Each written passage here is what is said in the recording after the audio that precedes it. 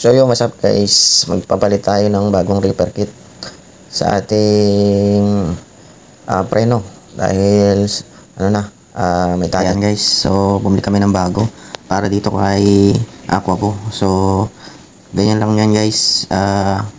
So sungkit-sungkitin nyo lang yung repair kit. So sira na naman yan. So meron tayong bagong biniling repair kit para dyan. So yan guys, yan yung bago. So, linisan lang natin mabuti. Then, sundan nyo lang yung video. So, may mapupulot kayo dito ang aral para dun sa mahilig mag-DIY ng mga sasakyan. So, basic lang naman to na tutorial pero malaking bagay yan para dun sa mga baguhan na gustong matuto. So, yun guys, nailagay na yung repair kit. Then, may spring lang yan sa loob. So, isesentro nyo lang dun sa pinakang lagay ng repair kit. Yan. So, ganyan lang yan guys. Then, lagay natin yung boots. Yan. So, madali lang naman maggawa niyan. Then, sundan nyo lang yung video kung paano ikabit yung brake drum, yung brake pads. Yan. So, kailangan parehas. Yan. So, ayan. So, sundan nyo lang guys yung pag-assemble ng ng brake pads. So may mga lock yan. Ayan yung lock para hindi matanggal yung ayan, adjuster. So ayan, may spring dyan. Kakapit nyo lang doon sa pangalawang butas. Ayan, then susungkitin nyo lang. Okay, sabit nyo doon sa adjuster. Ayan. So madali lang naman ito pag-aralan. So basic lang naman tong pagpapalit ng brake pads. Ayan. Pag nakabisado nyo yan, basic na lang din sa inyo yan. So, ganyan lang. Ayan, oh. Pag sasabit nyo lang sa butas, guys, yung mga dapat isabit.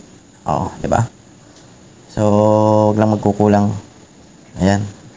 So, ganyan lang ang pagkakabit ng, brake pad dito sa, sa huli.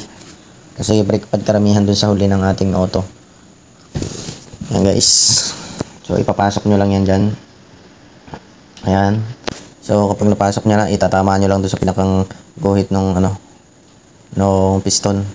Ayan, o. Ayan. So, ganyan lang ka-basic yan, guys. So, madali lang naman gumawa ng ganyan. Basta aralin lang natin mabuti. Then, yung lock doon sa likod nung brake shoe. Ayan. And may lock din yan dyan sa harap. So, ayan. May pinakang parang, ang tawag dyan. Yung gitli. Yan. Ikutin nyo lang doon sa likod ng kahit anong ikot. Basta bumalagbag siya para mag-lock. Yan. So, ganun lang ka-basic. Gawa ng palit ng preno. So, yun guys. Nakabit na namin. Yan. Then, yun na lang sa handbrake. Ipapasok nyo lang doon sa pinakang ayun, yung parang arm. Yan. So, pasok nyo lang yan dyan. Okay na yan. So, ayan guys. Tapos na. Very basic. So sa mga gusto mag DIY dyan, so ganyan lang kadali mag palit ng brake pads sa huli. So sa F6A multicab. So halos lahat naman ganyan din naman ang sistema ng pagpapalit ng brake pads kahit sa mga kotse. So same procedure lang yan guys. So depende na lang sa inyo kung paano yung technique nyo, kung paano nyo ilalagay o saan kayo nadadalian. So para lang to sa mga beginners at mahilig mag DIY ng kanilang sasakyan. So ganyan lang guys, may makukuha kayong kaalaman dyan. Manood lang kayo hanggang sa dulo. Yan. So okay na. Ayan, oh, pinahaya na ng ng uod. So yan. Pag hindi naman kumasya yan, mag-adjust lang kayo dun sa sa handbrake. Baka kailangan naka-release ang handbrake bago nyo ipasok yan, dahil hindi yan papasok pag naka-handbrake. So yan guys, okay na. So ganun lang kadali yung magpalit ng brake pads. So ayan, dito man tayo sa kabila.